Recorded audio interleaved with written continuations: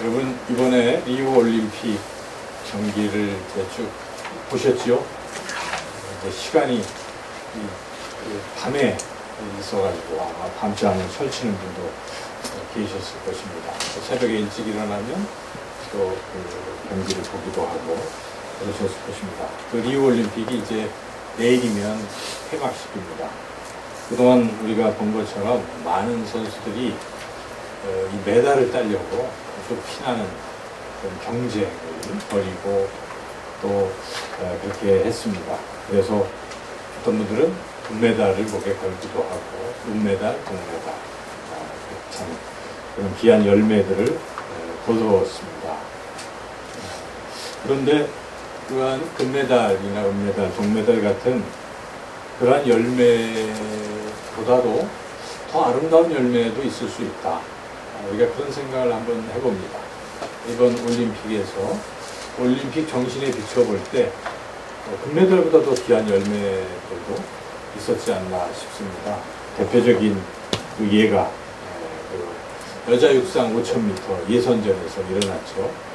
그래서 예선전에서 이제 쭉 뛰는데 앞에 뉴질랜드 선수가 그냥 이렇게 넘어졌습니다. 뭐 어디 걸렸는지 넘어졌어요. 근데 뒤에 따르던 이 미국 선수가 앞에 넘어지니까 자기도 같이 엉켜서 이제 넘어지게 된 거죠. 근데 이제 넘어지고 나서 보니까 이 먼저 넘어진 뉴질랜드 선수가 이제 올림픽의 꿈은 날아갔구나 하는 생각에 그냥 뛰지를 않고 포기하고 망연자실 이렇게 앉아 있었던 거죠. 그랬더니 뒤에서 그 앞에 선수 때문에 넘어졌음에도 불구하고 이 미국 선수가 뛰려고 하다가 넘어져 있는 그 뉴질랜드 선수를 보고 다가가서 일어납시다, 함께 뜁시다 이렇게 격려를 했습니다. 그래서 뉴질랜드 선수가 일어나서 이제 뛴 거죠. 그런데 이번에는 상황이 또 역전이 됐어요. 그렇게 격려하던 미국 선수가 보니까 넘어지면서 다친 게 굉장히 심상치 않았습니다. 무릎이 아주 많이 다쳐가지고 뛰고 싶어도 이제 못 뛰는 거예요. 그래서 쩔룩쩔룩 하니까 그 격려를 받고 뛰던 뉴질랜드 선수가 뒤를 돌아보니까 이 선수가 또 이제는 못 뛰고 있으니까 자기가 뛰던 것을 멈추고 또 다가가서 다시 격려해서 두 사람이 서로 격려하면서 완주를 한 것이죠. 그때 그 관중들이 일어나서 기립박수를 하고 그 감동 깊은 장면이 이제 매스컴을 통해서 이렇게 보도가 되었습니다. 우리가 그것을 생각해 보면 올림픽에서도 금메달이 꼭 최고는 아닐 수도 있다는 생각을 하는 거죠. 정말 아름다운 것은, 아름다운 열매는 무엇일까? 우리 인생에서도 마찬가지가 아닐까 생각이 됩니다. 여러분, 인생에서 어떤 열매를 맺으려고 그렇게 달려가고 있습니까? 뭐 어떤 분들은 돈을 많이 벌면 인생에 큰 메달을 따는 것으로 생각할 수도 있고 또 많은 업적을 남길 수도 있잖아요. 학문적인 업적 또는 어떤 자기 지위에서의 이런 업적 또 이런 업적들을 많이 이제 남기려고 불철주야 열심히 노력하면서 살아가고 있습니다. 그런 열매를 우리가 맺는 것이 나쁜 것은 아니지만 그 열매가 인생에서 가장 최고의 귀한 아름다운 열매라고 말할 수 있는가 하는 것입니다. 그러한 열매보다 더 아름다운 열매도 있을 수 있다 하는 생각을 우리가 해봐야 하겠습니다. 이런 이야기가 있습니다. 어떤 부잣집에서 사회의 아주 저명인사들 그 부부를 초청을 했습니다. 그래서 이 이제 잔치를 벌인 거죠. 수십 명의 쌍이 와서 이제 잔치에 참여했습니다. 그래서 서로 자기가 이룬 업적도 이야기하고 그 아주 고상한 대화들을 나누면서 서로 아주 즐겁게 지내고 있었습니다.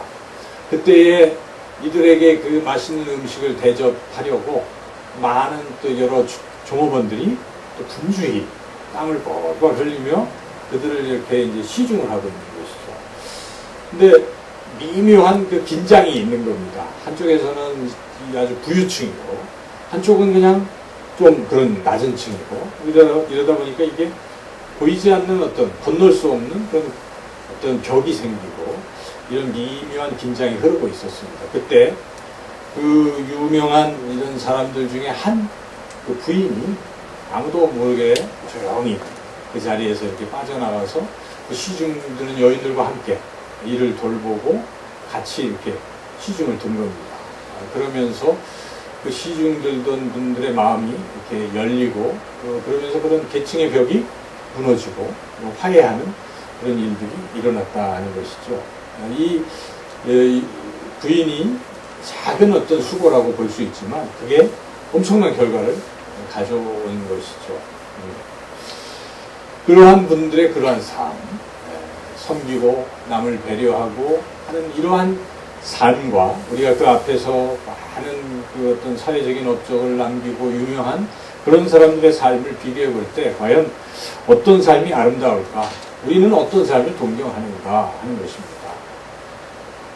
삶의 열매 중에 가장 값지고 아름다운 열매라고 한다면 아마도 사람들이 인정하는 그것보다는 하나님께서 인정하시고 하나님께서 기뻐 받으시는 열매가 가장 귀한 아름다운 열매인 줄로 믿습니다. 우리는 그 어떤 것보다 우리 삶에서 하나님이 원하시는 또 하나님이 기뻐하시는 그런 열매를 맺으며 살아가야 합니다. 그런데 하나님이 원하시는 그런 열매를 우리가 과연 맺는가? 혹시 맺지 못한다면 어떻게 되는 것인가 하는 것을 여러분 생각해 보셨습니까? 우리가 이번에 금메달, 은메달, 동메달 따는 사람들은 너무 기뻐하지만 한편으로 따지 못하는 사람들은 어떻습니까?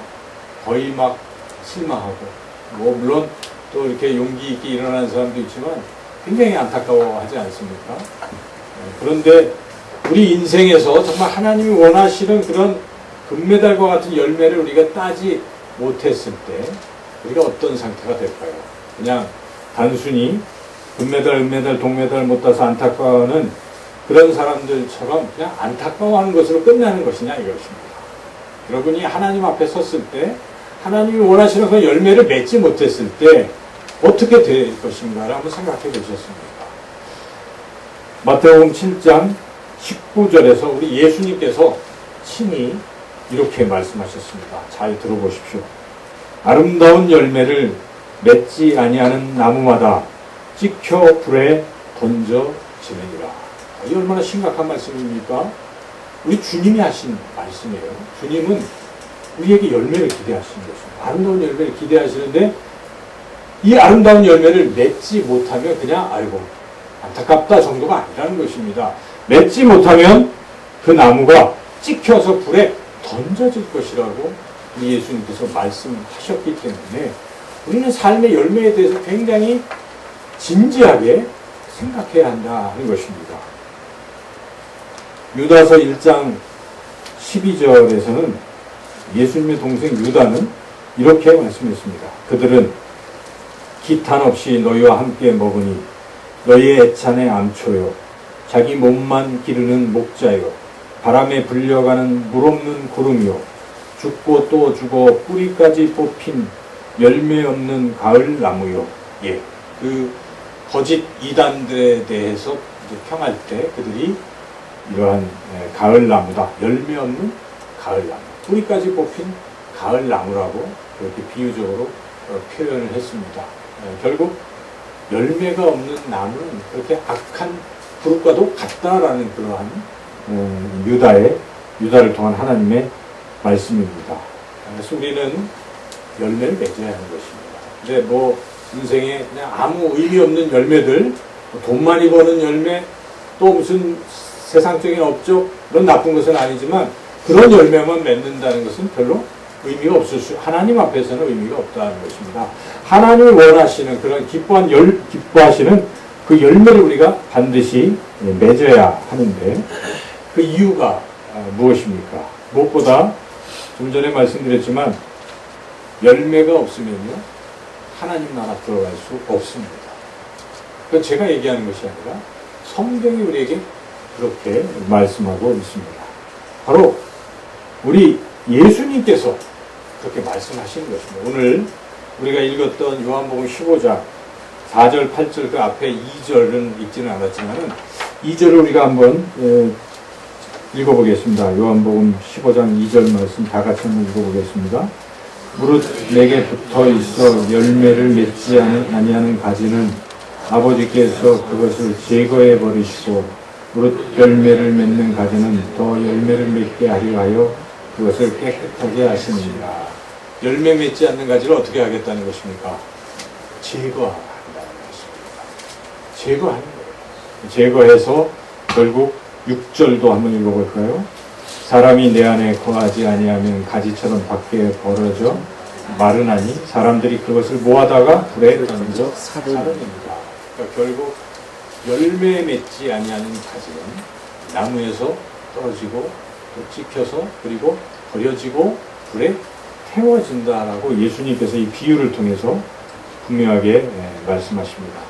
예수님은 마태복음에서 이런 말씀하셨습니다. 마태복음 21장 43절에 예수님이 이런 말씀하셨습니다. 들어보십시오. 그러므로 내가 너희에게 이르노니 하나님의 나라를 너희는 빼앗기고 그 나라의 열매 맺는 백성이 받으리라. 이 말씀은 어떤 배경에서 한 말씀이냐면 유대인들이 그렇게 생각하는 거예요. 나는 유대인이야. 나는 하나님의 백성이야. 나는 아브라함의 자손이야.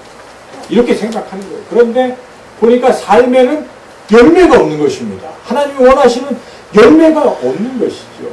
우리 예수님이 그 부분에 대해서 분명하게 지적하는 것입니다. 너희들이 다 천국 간다고 스스로 확신하고 자신하고 있지만 못 갈 수 있다는 것입니다. 하나님 나라 못 들어간다는 것입니다. 왜 그렇습니까? 열매가 없기 때문에 그렇다는 것입니다. 그래서 예수님께서 그 하나님의 나라를 너희들은 빼앗길 것이다. 열매가 없기 때문에 빼앗길 것이고 그 나라에 열매 맺는 백성이 받으리라 라고 우리 예수님이 말씀하셨다는 것입니다. 우리는 성경을 분명하게 깨달아야 됩니다. 이것은 예수님이 하신 말씀이에요. 그래서 열매가 없으면 하나님 나라를 받을 수가 없습니다. 하나님 나라 들어갈 수 없다 하는 사실입니다.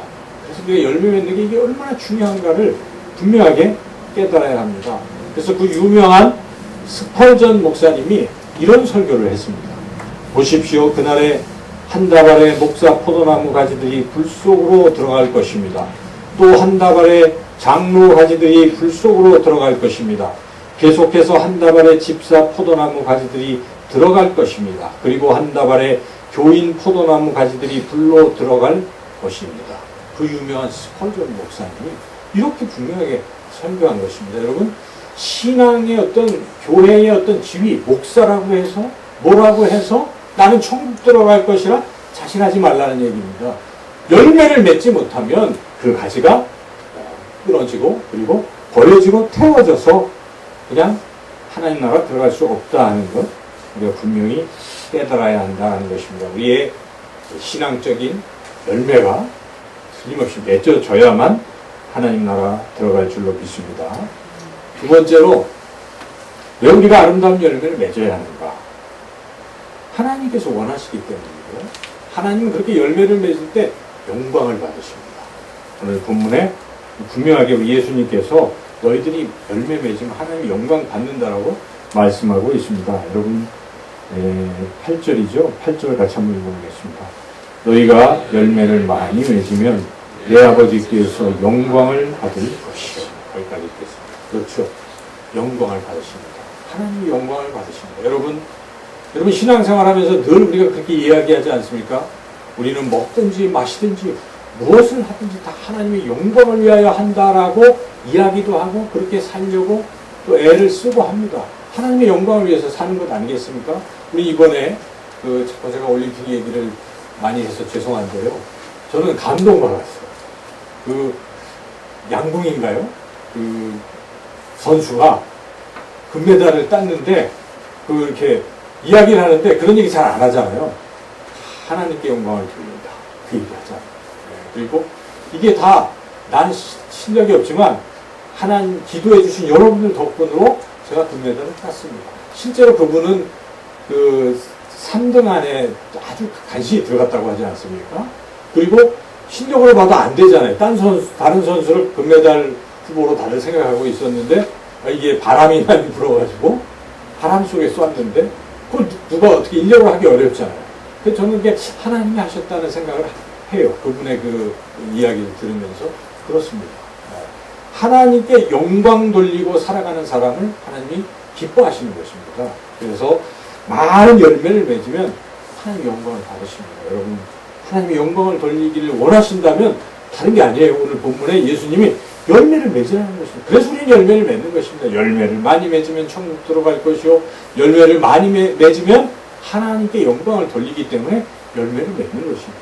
또 한 가지, 그 뒷부분도 같이 한번 읽어보겠습니다. 8절 말씀 다시 한번 읽겠습니다. 너희가 열매를 많이 맺으면 내 아버지께서 영광을 받을 것이요 너희는 내 제자가 되리라. 그렇구나. 예수님의 제자의 특징이 무엇입니까? 열매를 맺는 것입니다. 뒤집어서 이야기한다면 열매가 없으면 뭡니까? 제자가 아니라는 얘기입니다. 열매가 없어요. 그래서 우리는 열매를 맺어야 됩니다. 어찌하든지 우리는 열매를 맺고 또 맺고 많이 맺어야 한다는 것입니다. 이것이 성경이 우리에게 가르쳐 주시는 진리입니다. 여러분, 많은 열매를 맺으시기를 축원합니다. 맺기를 싫어하십니다. 많은 열매를 맺으시기를 주님의 이름으로 축원합니다. 아멘 하신 분들은 열매 맺을 줄로 믿습니다. 좀 상투적인 얘기지만 우리가 말씀을 들을 때는요, 그런 마음으로 하셔야 돼요. 그 말씀이 내 것이 되도록 아멘으로 화답하시고 이렇게 하시다 보면 열매를 맺는 것이죠. 열매를 우리가 맺어야 되는데 어떤 열매를 맺는가, 이것도 중요합니다. 그죠? 어떤 열매를 맺는 게 참 궁금하잖아요. 어떤 열매를 맺고 살아가야 됩니다. 오늘 이 성경 말씀을 자세히 관찰하면 그 열매를 우리가 세 가지를 맺어야 한다는 걸 깨닫게 되는데, 첫째는 거룩의 열매입니다. 저를 따라서 해보실까요? 거룩의 열매. 거룩의 열매. 오늘 본문에 3절 같이 한번 읽어보겠습니다. 3절 시작. 너희는 내가 일러준 말로 이미 깨끗하여졌으니. 예. 여기 2절도 끝부분에 열매를 맺는 가지는 더 열매를 맺게 하려 그것을 깨끗하게 하시느니라. 갑자기 깨끗한 얘기를 하는 것은 이 열매와 이 거룩함이 연결이 돼 있기 때문에 우리 예수님께서는 거룩의 열매를 지금 맺기를 원하고 계시다 하는 것입니다. 이 거룩의 열매를 사도 바울은 의의 열매로 또 표현합니다. 거룩함, 의의 열매. 그래서 로마서 6장 19절에 좀 긴데요. 19절부터 22절까지 말씀을 제가 한번 쭉 읽어볼 테니까 한번 들어보십시오. 너희 육신이 연약함으로 내가 사람의 예대로 말하노니 전에 너희가 너희 지체를 부정과 불법에 내주어 불법에 이른 것 같이 이제는 너희 지체를 의에게 종으로 내주어 거룩함에 이르라. 너희가 죄의 종이 되었을 때는 의에 대하여 자유로웠느니라. 너희가 그때에 무슨 열매를 얻었느냐. 이제는 너희가 그 일을 부끄러워하나니 이는 그 마지막이 사망임이라. 그러나 이제는 너희가 죄로부터 해방되어 하나님께 종이 되어 거룩함에 이르는 열매를 맺었으니 그 마지막은 영생이라. 죄의 삭은 사망이요. 그렇게 쭉 말씀이 나오지 않습니까? 그러니까 결국 이 사도 바울은 뭘 생각하고 있습니까? 의의 열매를 맺어야 됩니다.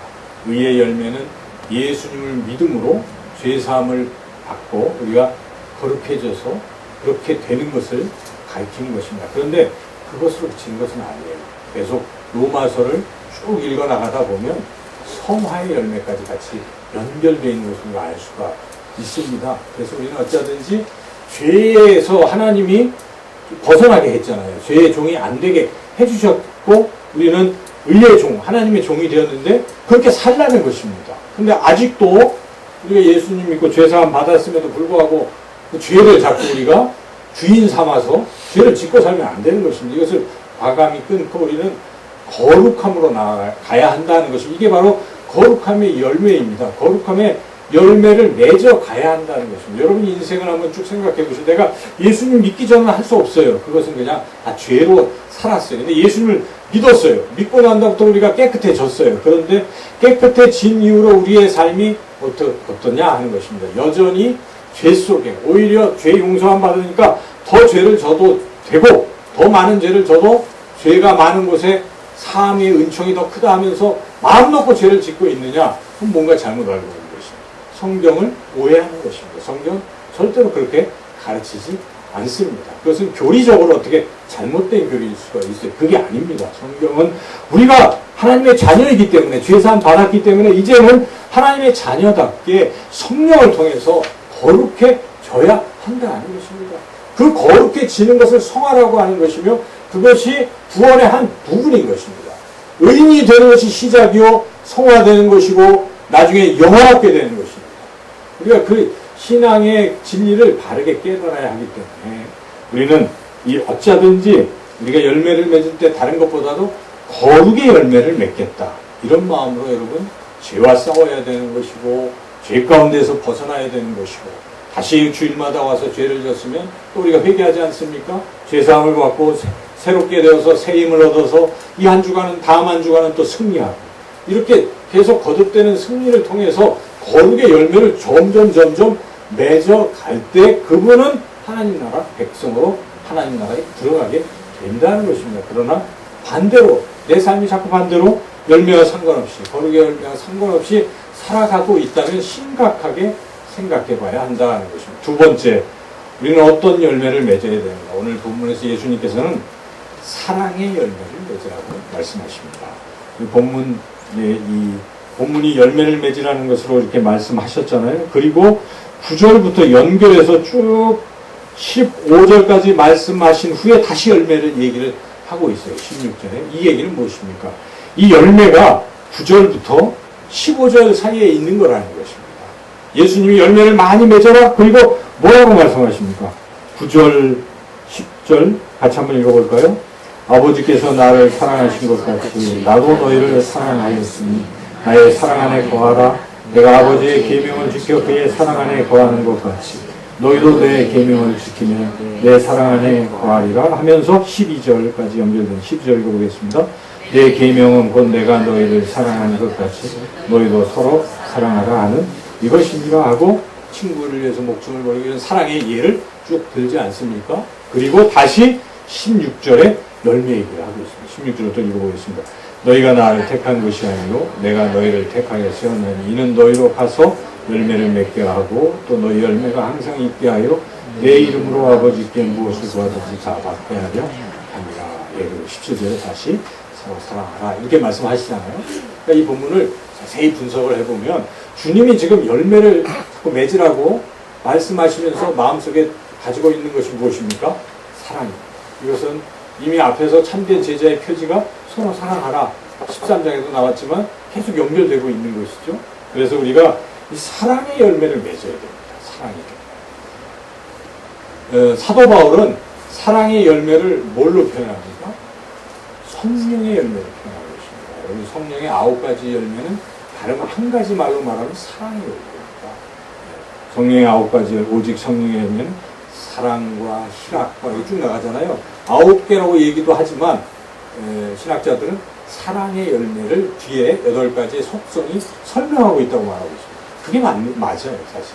단수로 되어 있거든요, 이 열매가.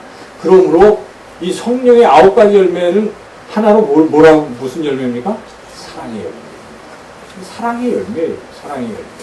그래서 예수님께서 맺어야 될 것을 사랑의 열매로 말씀하신 것이고, 사도 바울은 그 말씀을 생각하면서 성령을 통해서 맺을 수 있는구나, 이걸 알고 성령의 열매로 말씀하고 있는 것이고, 고린도전서 13장에서는 사랑에 대한 정의를 또 쭉 내리지 않습니까? 그러므로 우리 기독교인에게 있어서 핵심적인 또 하나의 열매는 무엇입니까? 사랑의 열매인 것입니다. 거룩해지고 또 서로 사랑하고 이것을 이루면 이 열매가 없는 것입니다. 과연 나는 사랑하면서 살고 있는가? 내 가족을 사랑하는 것으로 그치지 아니하고 내 이웃을 사랑하고 또한 지체를 사랑하고 더 나아가서 나를 미워하는 사람까지도 사랑할 수 있는가? 이러한 사랑의 열매가 여러분 삶에 더욱더 풍성히 맺어지시기를 주님의 이름으로 축원합니다. 마지막 세 번째 열매입니다. 그것은 전도의 열매입니다. 전도의 열매. 오늘 이 16절에 그것을 우리에게 알려주고 있습니다. 16절을 다시 한번 읽어보겠습니다. 너희가 나를 택한 것이 아니오 내가 너희를 택하여 세웠나니 이는 너희로 가서 열매를 맺게 하고 또 너희 열매가 항상 있게 하여 거기까지만 읽어볼까요? 여기에 예수님이 열매를 맺게 하려고 제자들 세웠다고 하시잖아요. 그리고 뭐합니까? 제자들이 열매를 어떻게 맺어요? 가서 열매를 맺으라고 한다는, 이게 가라는 게 무슨 말인가? 예수님이 가라고 하신 말씀이 있어요. 마지막 마태복음 28장에 대위임 명령이잖아요. 예수님이 지상 최대의 명령이요. 제자들에게 너희들 이것만큼은 꼭 해라. 내가 그래서 너희들 세운 거야. 12사도 말씀하잖아요. 그것이 요한복음 28장 19절 말씀이에요. 우리가 저 앞에 세우는 표와 그것입니다. 교회가 존재하는 이유입니다. 교회가 왜 존재합니까? 교회는 이것 하라고, 예수님이 이것 하라고 세우신 것입니다. 그래서 예수님이 말씀하십니다. 그러므로 너희는 가서 모든 민족을 제자로 삼아 아버지와 아들과 성령의 이름으로 세례를 베풀고 내가 너에게 분부한 모든 것을 가르쳐 지키게 하라. 무엇입니까? 가서 뭐 하라는 것입니까?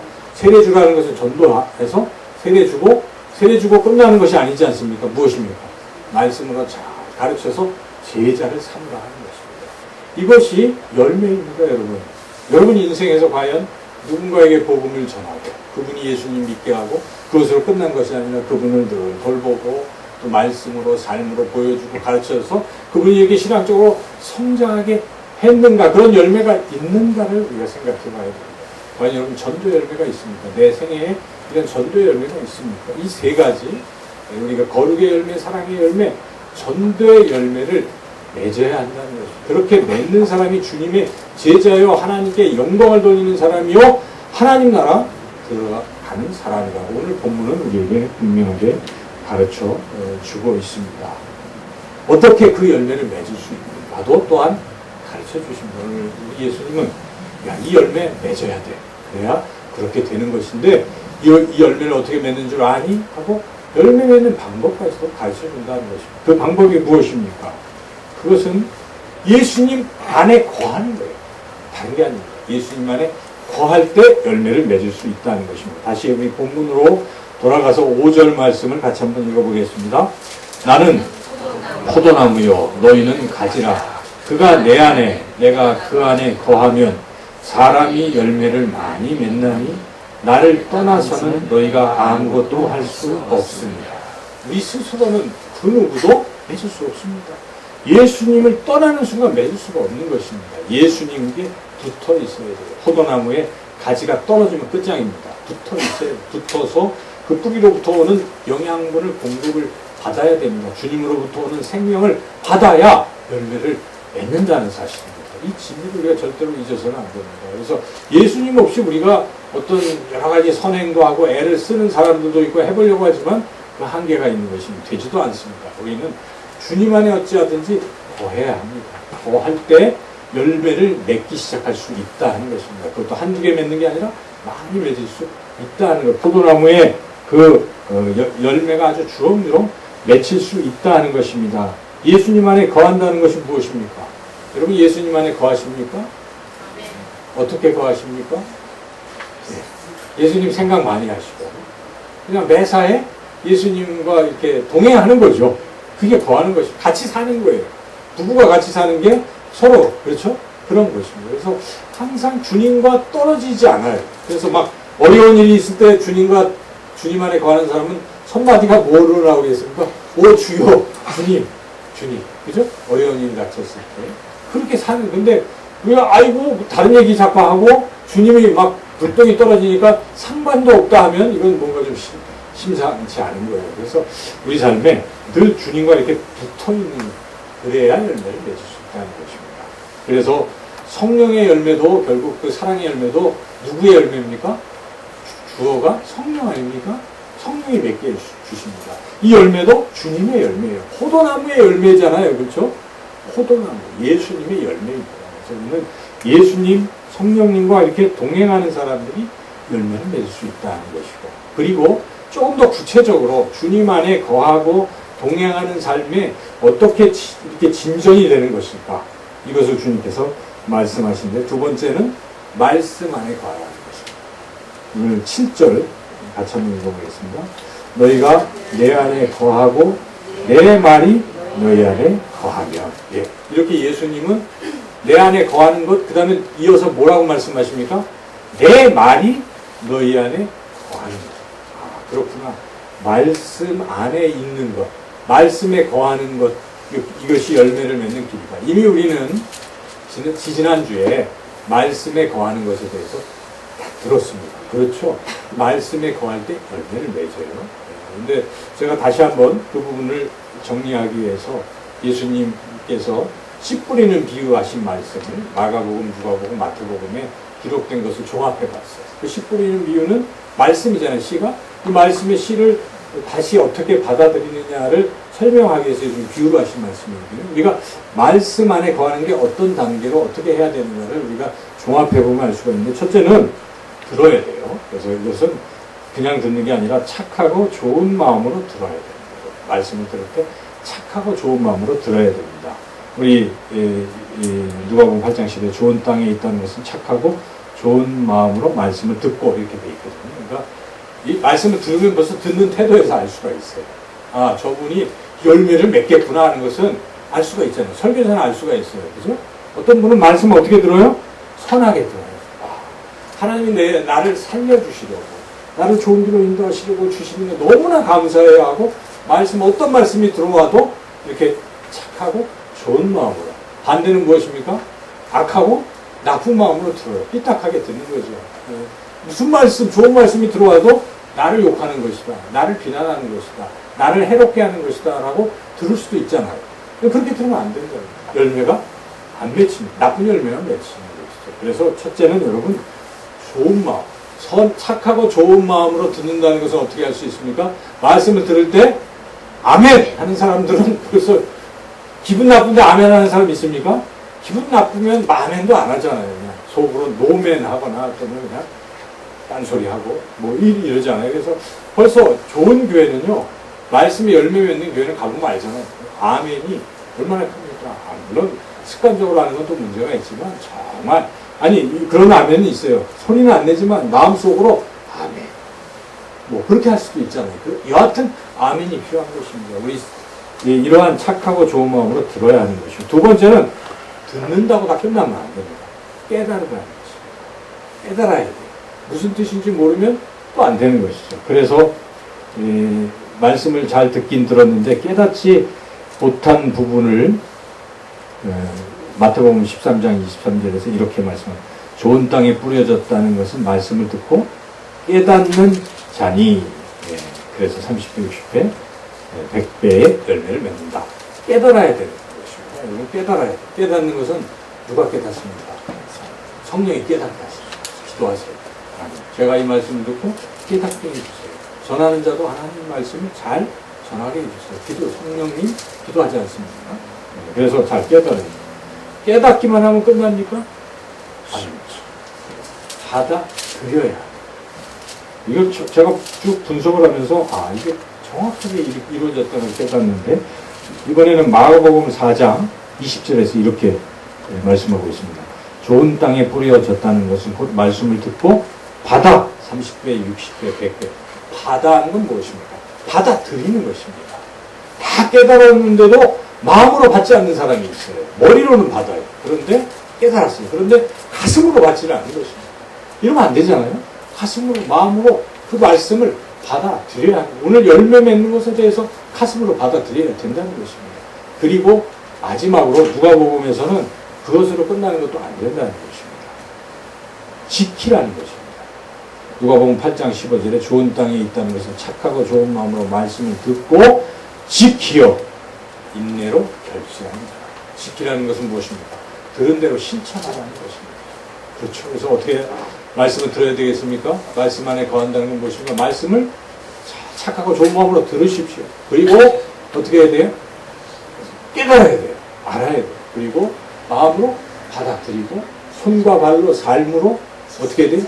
지키고 실천하는 그런 사람들은 열매를 맺게 된다는 것입니다. 그것이 우리 예수님께서 말씀하시는 것입니다. 그런데 예수님 오늘 한 가지를 더 말씀하셨습니다. 7절 말씀 다시 한번 쭉 읽어보겠습니다.